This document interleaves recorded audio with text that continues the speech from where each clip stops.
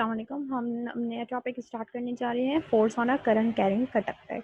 इससे पहले जो हमने पढ़ा था force on a charge particle magnetic field, अब हम पढ़ रहे हैं force on a current carrying conductor. इसमें यहाँ पर हम राइट हैंड रूल अप्लाई करेंगे जो कि हम पढ़ चुके हैं। यहाँ देखें, आपके पास फिगर से ही शो हो रहा है, ये आपके पास जो है एक रॉड है जिसकी लेंथ सपोज कर लीजिए यहाँ से यहाँ तक क्या है, एल है। और आई की डायरेक्शन जो है, एल और आई की डायरेक्शन आपके पास तकरीबन सेम होगी। एल और बी की डायरेक्शन क्या है, क्लॉकवाइज है। आप देखें एंटी क्लॉकवाइज है। ये थंब से शुरू हो रहा है कि इनवर्ट डायरेक्शन है, मैग्नेटिक फील्ड की डायरेक्शन इनवर्ट है। ठीक है, ये आपके पास लेंथ की डायरेक्शन है, मतलब एल की डायरेक्शन है रॉड की लेंथ की, या मैं कहूँ कि करंट की डायरेक्शन है इनवर्ट, आपके पास अपवर्ड है। ठीक है, रॉड की और मैग्नेटिक फील्ड की डायरेक्शन क्या है, ये है, कर्व की फॉर्म में है। Right hand rule. तो आपके आप हथेली की डायरेक्शन देखें, हथेली पाम आपका किस तरफ है, टुवर्ड्स यू, टुवर्ड्स यू। तो फोर्स की डायरेक्शन क्या होनी चाहिए, फोर्स की डायरेक्शन क्या होनी चाहिए, आउटवर्ड होनी चाहिए, क्योंकि मैग्नेटिक फील्ड इनवर्ट है, मैग्नेटिक फील्ड इनवर्ट है आपके पास, मैग्नेटिक फील्ड इनवर्ट है। ठीक, मैग्नेटिक फील्ड इनवर्ट है, चार्ज की डायरेक्शन ऊपर है, तो फोर्स की डायरेक्शन क्या होनी चाहिए, इस तरफ होनी चाहिए।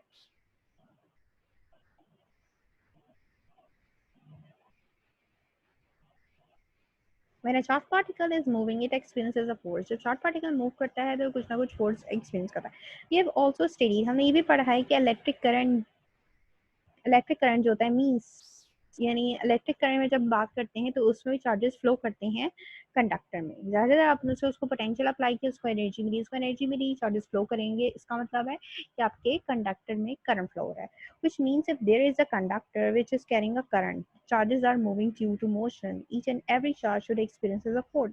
यानी कहने का मतलब है, इसका दूसरे लफ्जों में ये कह सकते हैं कि आप अगर कंडक्टर जैसे करंट गुजारना चाह रहे हैं, यानी उसमें से करंट गुजर रहा है, तो इसका मतलब है चार्ज मूव करेंगे, इसकी वजह से मोशन की वजह से, क्योंकि उनको हरकत मिली है। और हर एक चार्ज को फोर्स मिलनी चाहिए, हर एक चार्ज पे फोर्स लग रही होगी, जितने नंबर ऑफ चार्जेस हैं उसके हर एक चार्ज पे फोर्स लग रही है।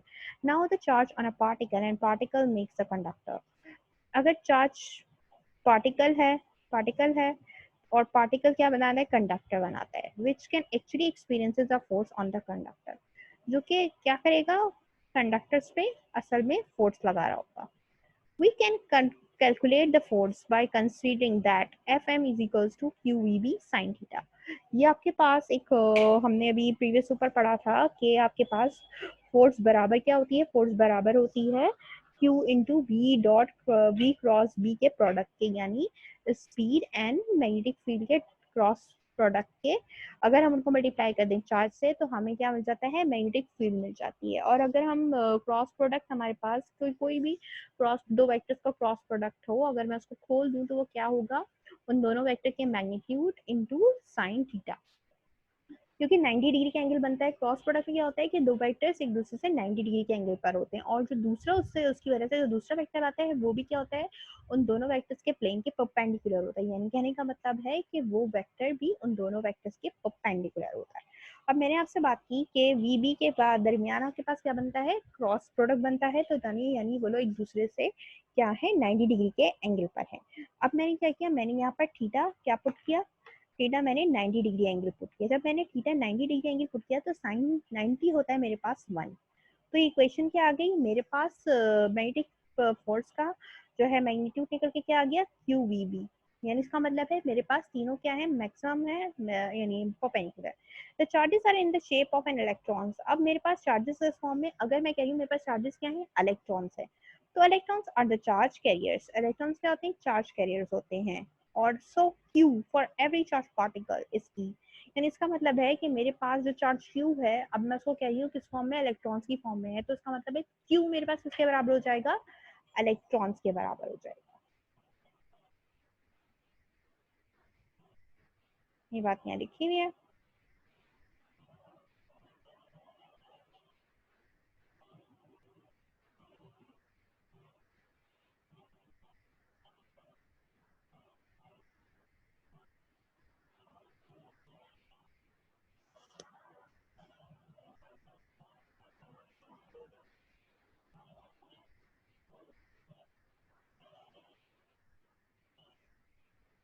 Electrons are the charge carrier, यानी इलेक्ट्रॉन्स क्या हो जाएंगे, चार्ज कैरियर हो जाएंगे। The velocity of this particle called the drift velocity, और जो उस पार्टिकल की, उस चार्ज की जो वेलोसिटी होगी वो क्या होगी, ड्रिफ्ट वेलोसिटी होगी। जाहिर जब मैग्नेटिक फील्ड उस पर एक्ट करेगी तो वो ड्रिफ्ट करेगा, यानी वो डिफ्लेक्ट करेगा, तो उस पर लगने वाली जो स्पीड होगी उसको हम क्या करेंगे, ड्रिफ्ट वेलोसिटी कहेंगे, जो कि करंट इलेक्ट्रिसिटी की वजह से लगेगी। जाहिर है इलेक्ट्रॉन मोशन में है क्योंकि वहां पर करंट अप्लाई हो रहा है। जब करंट अप्लाई हो रहा है तो आपके पास हर चार्ज फ्लो करेगा, कि हर चार्ज पे फोर्स लगी होगी, जब उस पर मैग्नेटिक फील्ड एक्ट करेगी तो फोर्स भी लगेगी, जब फोर्स लगेगी तो जाहिर है वो अपनी ओरिजिनल पोजीशन से डिफ्लेक्ट कर जाएगा, डिफ्लेक्ट करेगा तो उस वक्त उसकी स्पीड क्या होगी, ड्रिफ्ट वेलोसिटी होगी है। तो हम उसको यहाँ जो मैंने वी पुट किया है क्वेश्चन नंबर 3 में, उस वी को मैंने रिप्लेस करके इसको वी डी कह दिया। वी डी क्या है मेरे पास, ड्रिफ्ट वेलोसिटी। क्वेश्चन नंबर 4 आ गई मेरे पास, drift velocity. there is a force on a single particles, there is a हर एक सिंगल पार्टिकल पे फोर्स लगी which has got length L equal to dl। अगर आप सिर्फ उसमें, क्योंकि हमारे पास जो कंडक्टर है उसमें बहुत सारे पार्टिकल्स होंगे, अब मैंने क्या किया, अगर मैं एक पार्टिकल यानी एक इलेक्ट्रॉन की बात कर रही हूँ तो मैं ये कह रही हूँ कि उस एक इलेक्ट्रॉन की लेंथ क्या है, उस एक इलेक्ट्रॉन की लेंथ, हर एक इलेक्ट्रॉन की लेंथ मेरे पास, यानी हर सिंगल इलेक्ट्रॉन की लेंथ किसके बराबर है, dl के बराबर है।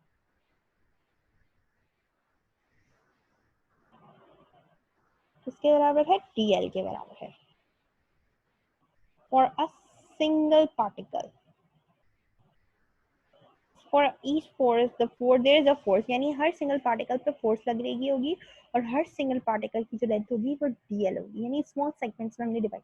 According to the relation we can say that, तो हम एक रिलेशन के तहत कह सकते हैं कि अब हम जब हम डिफरेंशियल की बात करें, हमने स्मॉल लेंथ की बात की, तो हर एक पार्टिकल पे ये तो टोटल फोर्स का मैग्नीट्यूड है। ये जो क्वेश्चन नंबर 4 है इसमें जो मैग्नीट्यूड है ये टोटल वेलोसिटी है, ये टोटल मैग्नेटिक फील्ड है, और ये क्योंकि वो आपके पास टोटल चार्ज यानी इलेक्ट्रॉन है, और ये आपके पास टोटल मैग्नेटिक फील्ड है। अगर मैं इसके ऊपर दोनों पे डिफरेंशियल अप्लाई कर दूं तो मुझे हर पार्टिकल, हर इलेक्ट्रॉन की मुझे क्या मिल जाएगी, उसकी स्पीड मिल जाएगी, उस पे लगने वाली फोर्स का पता चल जाएगा, और मैग्नेटिक फील्ड मेरे पास कांस्टेंट होती है थ्रू आउट। तो ये वो फोर्स है, ये वो हर उस पार्टिकल की ये फोर्स, हर उस पार्टिकल पे लगने वाली ये फोर्स है। क्वेश्चन नंबर ये जो हमारे पास, ये जो फोर्स आ रही है ये हर उस पार्टिकल पे लगने वाली फोर्स है जिसकी लेंथ क्या है, dl है। Because there is a relation which says, हमें रिलेशन एक कहता है कि आपके पास अगर कोई मैग्नेटिक फील्ड बराबर होती है mu naught upon 4 pi into 2 I D L sine theta upon are square. ये मेरे पास एक फॉर्मूला है, जब हम मैग्नेटिक फील्ड मालूम कर रहे होते हैं तो वहां पर हमारे पास फॉर्मूला रहता है कि mu naught upon 4 pi into 2 I D L sine theta upon are square.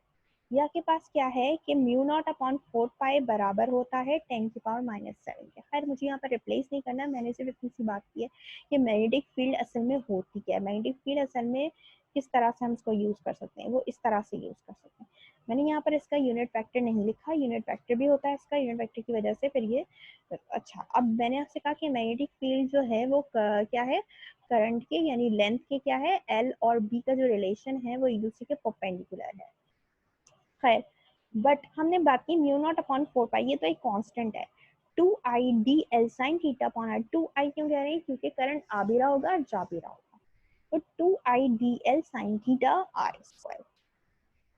ठीक, लेंथ आपके पास हो गई 2 IDL, आई आपके पास करंट है, करंट किसके बराबर होता है, चार्ज पर यूनिट टाइम के, ये लिखा हुआ I equals to charge per unit time.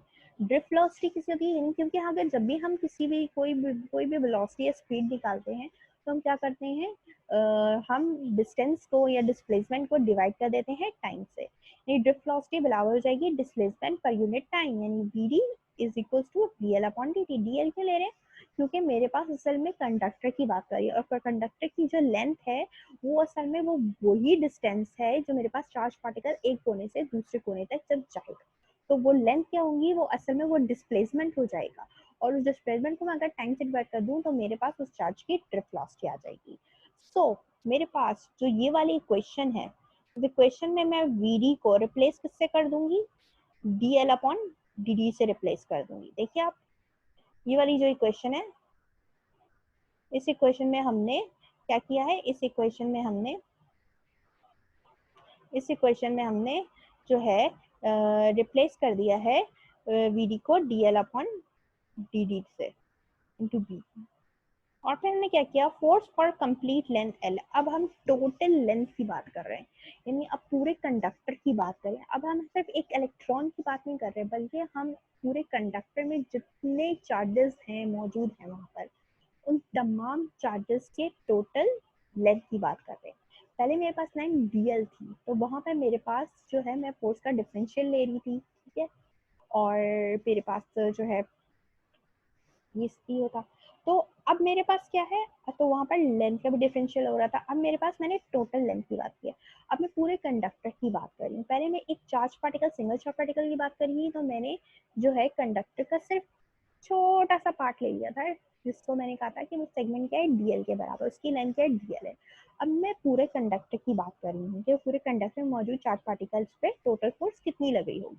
तो मैंने क्या किया, हम टोटल अब लेंथ की बात कर रहे हैं, तो टोटल फोर्स की बात होगी, तो हम क्या करेंगे, इंटीग्रल अप्लाई करेंगे। इंटीग्रल क्या करता है, टोटल नंबर ऑफ फोर्सेस या टोटल नंबर ऑफ लेंथ जो कि इक्वल होगी एल के, कैपिटल एल के, यानी जितने भी डीएल्स होंगे, स्मॉल सेगमेंट ऑफ डीएल्स होंगे, वो टोटल बराबर होंगे एल के। तो उन सबका मैं समेशन कर लूंगी, या मैं कहूँ इंटीग्रल अप्लाई करूंगी, क्योंकि समेशन का मतलब यही होता है, इंटीग्रल अप्लाई करना। अब मैंने इंटीग्रल अप्लाई कर दिया, क्योंकि मेरे पास चेंज किस में आ रहा है, लेंथ में चेंज आ रहा है, लेंथ की वजह से मेरे पास फोर्स में चेंज आएगा, तो मैं इंटीग्रल भी सिर्फ इसी पे अप्लाई करूंगी। मैंने इंटीग्रल अप्लाई कर दिया। क्यू मेरे पास किसके बराबर था, क्यू को मैंने बराबर लिया है ई के। तो मेरे पास क्या आ गया, मेरे पास जो है आई क्या होता है, आई मेरे पास होता है, आपके पास आई क्या होता है, आई आपके पास होता है, यानी करंट होता है चार्ज पर यूनिट वॉल्यूम, ठीक है। तो ये आपके पास डीएल अपॉन डी था, ठीक है, डीएल अपॉन डी था। आपने क्या किया, डी को आपने ई से मल्टीप्लाई करवा दिया, ठीक है, फॉर वन कंप्लीट लेंथ। और ई क्या आपके पास, हर स्मॉल चार्ज पार्टिकल है। तो आपने अब क्या किया, इंटीग्रल आप फोर्स पे अप्लाई कर रहे हैं और डीएल पे अप्लाई करें, क्योंकि इन्हीं पे अप्लाई हो सकता है। फिर आपने क्या किया, जब अप्लाई कर दिया तो ये आ गया L, total length L B, और ये फोर्स, और D Q upon D T, यानी आपके पास लेंथ ई बराबर है डी क्यू के। तो ई को रिप्लेस कर दिया अगले स्टेप में डी क्यू से, D Q charge per unit time बराबर होता है आपके पास करंट के। तो यहाँ आपके पास करंट आ गया, क्वेश्चन नंबर 5 बन गई। अब आप ये देखिए, ये डायग्राम है, ये डायग्राम है right hand rule, right hand rule. और यहाँ साइड पे अगर आप स्क्रू खोल रहे हैं, आपके पास करंट की डायरेक्शन डाउनवर्ड, मैग्नेटिक फील्ड की डायरेक्शन एंटी क्लॉकवाइज, ठीक है। आप खोल रहे हैं, खोल रहे हैं, खोल रहे हैं, क्यों खोल रहे हैं, तो आपके पास फोर्स की डायरेक्शन क्या होगी, according to screw rule, according to screw rule आपके पास जो है, यानी आप स्क्रू रूल, आपकी जो है करंट से वेलोसिटी, वेलोसिटी से जो है मैग्नेटिक फील्ड की डायरेक्शन जो है एंटी क्लॉकवाइज है। तो आपके पास जो है मैग्नेटिक फील्ड की डायरेक्शन क्या होगी, टूवर्ड्स यू, यानी आउटवर्ड। और अगर राइट हैंड रूल के मुताबिक भी देखें, तो राइट हैंड रूल के मुताबिक आपके पास, ये राइट हैंड रूल हमने दिखाया हुआ है, राइट हैंड रूल में अगर आप देखें तो ये जो डायरेक्शन है कर्ल, फिंगर्स कर्ल की डायरेक्शन, असल में वो क्या है आपके पास, ये मैग्नेटिक फील्ड की डायरेक्शन को शो कर रहा है। ये जो थम्स, ये जो कर्व्स हैं, जैसे में मैग्नेटिक फील्ड की डायरेक्शन है, जो कि एंटी क्लॉकवाइज है। और ये जो रॉड है, ये जो इसमें एरो शो हो रहा है, ये करंट की डायरेक्शन में, thumb pointed along the current, direction of current. ये जो थंब है ये करंट की डायरेक्शन बता रहा है, ये फिंगर्स जो है असल में आपको मैग्नेटिक फील्ड की डायरेक्शन बता रही है, जो कि इनवर्ट है, ठीक है। Other fingers give the direction of field, ठीक है, इनवर्ट है, यानी एंटी क्लॉकवाइज है। और अगर आप देखें, आपकी जो हथेली है, हथेली की डायरेक्शन आपकी तरफ है, तो उसकी डायरेक्शन क्या हुई, टूवर्ड्स यू, यानी आउटवर्ड डायरेक्शन होगी। यहाँ भी देख लीजिए, यहाँ आपने इस तरह लिया हुआ है, मैग्नेटिक फील्ड की डायरेक्शन इस तरह होगी, क्योंकि मैग्नेटिक फील्ड यूं लग रही होगी, इन्वर्ट है, इन्वर्ट है, अंदर की तरफ है, मैग्नेटिक फील्ड अंदर की तरफ है। Right hand rule, magnetic field इस तरफ, करंट की डायरेक्शन, करंट की इस तरफ, करंट की डायरेक्शन इस तरफ, ठीक।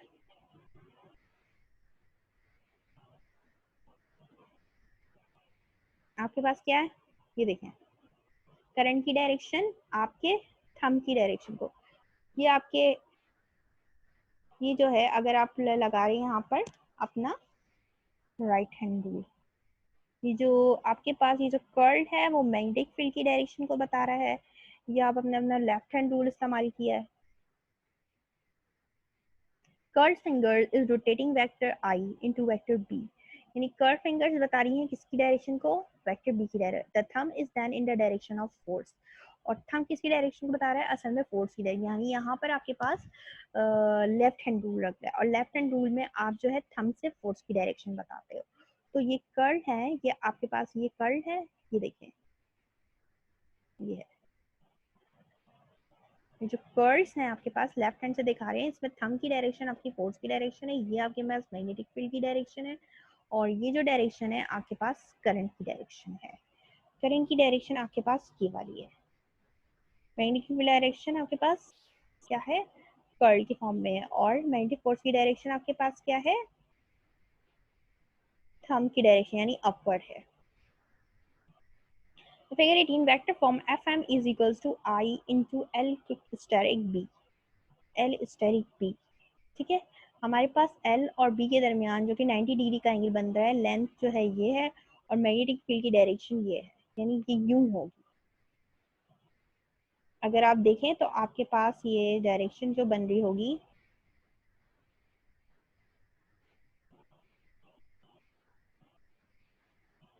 आपके पास ये डायरेक्शन बन रही होगी, मैग्नेटिक फील्ड की डायरेक्शन आपकी तरफ होगी, ये फोर्स की डायरेक्शन होगी, और ये करंट की डायरेक्शन होगी। तो मैग्नेटिक फील्ड की आपके पास जो फोर्स की डायरेक्शन है वो क्या है, अपवर्ड है। ये मैग्नेटिक फील्ड की डायरेक्शन है जो कि आपकी तरफ है, इन्वर्ट है इनटू द पेज। और ये आपके पास करंट की डायरेक्शन, ये करंट की डायरेक्शन है, ये मैग्नेटिक फील्ड की डायरेक्शन है जो कि आपकी तरफ है, और ये फोर्स की डायरेक्शन, तीनों आपस में क्या है, 90 डिग्री के एंगल पे हैं। तो आपके पास क्या हो गया, ये आपके पास आ गया, ये आपके पास आ गया FM is equals to I L cross B, L cross B, L cross B, L asterisk B. मैंने आपको कंडीशन दिखा दी इसकी। इन मैग्नीट्यूड फॉर्म मैं एल क्रॉस बी को खोल दूंगी तो वो हो जाएगा एल बी साइन थीटा, क्योंकि 90 डिग्री का एंगल है। नंबर 6 हो गई। अगर मेरे पास कंडक्टर मैंने कहा कि 90 डिग्री के एंगल पर है, जो कि ये है 90 डिग्री के एंगल पर है, बी और एल के दरमियान 90 डिग्री का एंगल बन रहा है, जो कि मैंने आपसे कहा था कि राइट हैंड रूल के मुताबिक आपकी जो दोनों फिंगर्स है वो राइट हैंड रूल के मुताबिक 90 डिग्री के एंगल पे हैं, तो थीटा आपके पास 90 डिग्री हो जाएगा, यानी एल और बी के दरमियान का जो एंगल है साइन 90 हो जाएगा, थीटा 90 डिग्री होगा, और साइन 90 1 के इक्वल होता है। आप इस इक्वेशन में थीटा की जगह 90 डिग्री एंगल पुट करेंगे, साइन 90 1 के इक्वल है, तो आपके पास क्या होगी, फोर्स मैक्सिमम आ जाएगी, F M is equals to I L B, because L and B are at 90 degree angle perpendicular. ये देखें आप, ये मैग्नेटिक फील्ड की डायरेक्शन है, ये फोर्स की डायरेक्शन है, और ये करंट की डायरेक्शन है। फिर अब आपने ले लिया figure number 20, Fleming left hand rule की बात करूं मैं, if the conductor parallel to the magnetic field, अगर कंडक्टर मैग्नेटिक फील्ड के पैरेलल होगा, यानी दोनों की डायरेक्शन एक होगी, यानी लेंथ की डायरेक्शन और मैग्नेटिक फील्ड की डायरेक्शन सेम हो जाए, पैरेलल हो जाए, तो यानी कंडक्टर जो है मैग्नेटिक फील्ड के डायरेक्शन में मूव करने लगे, तो आपके पास थीटा क्या होगा, 0 डिग्री होगा। तो और साइन 0 आपके पास क्या होता है, 0 होता है। तो साइन थीटा आपने पुट किया थीटा की जगह 0 एंगल, तो यहाँ पर आपके पास साइन 0 0 होता है। आपके पास क्या हुआ कि ये फॉर्मूला एफ एम, जब आपके पास दो, हमारे पास क्या होता है कि हमारे पास लेफ्ट हैंड रूल हो राइट हैंड रूल हो, ये बताता है कि जब आपके पास, अब बात कर रहे हो मैग्नेटिक फील्ड की, लेंथ की का यानी करंट की, और लेंथ की और फोर्स की, तो वो हमेशा तीनों एक दूसरे से राइट 90 डिग्री के एंगल पर होते हैं।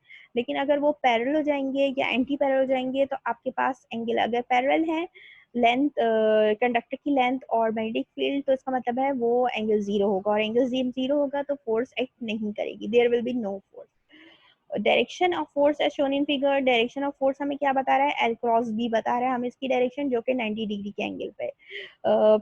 ये प्रॉब्लम शुरू है, ये इंशाल्लाह हम नेक्स्ट उसमें पढ़ेंगे। मैं ये अभी यही छोड़ रही हूँ, इंशाल्लाह आपसे जल्द फिर मुलाकात होगी।